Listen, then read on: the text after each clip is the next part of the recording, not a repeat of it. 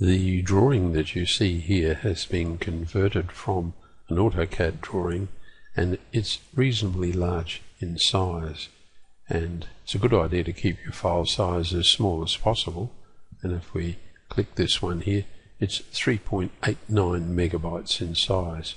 We have a tool on the tool drop-down menu to purge unused objects, and what that will do is scan through the drawing and look for elements in the drawing, blocks and so on, that haven't been used, and layers and text styles. And you can see here that there are 63 layers, 2 text styles and 79 blocks that can be removed. So if we do that and then go back to file size, we've halved the file size. But what I want to show you is that we need to polish that tool up even more, because if we go to blocks here, notice that, and this is very common when you're bringing information from AutoCAD, notice all these symbols they are. They've got a star in front of them. They're effectively blocks that have come from the AutoCAD environment, and there are an awful lot of them.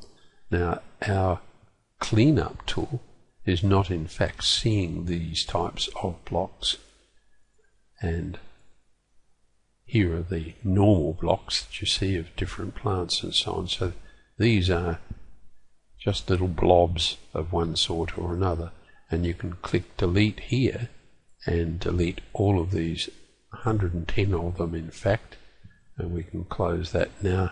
And if we look at the file size, we're down to 478. So we've reduced the file size by a factor of 10 just by cleaning things up in this way, and now the drawing will perform very snappily. A zoom extents will zap us out very quickly to what is a very complex environment. So it's well worth cleaning your drawings up when you are importing work from the AutoCAD environment.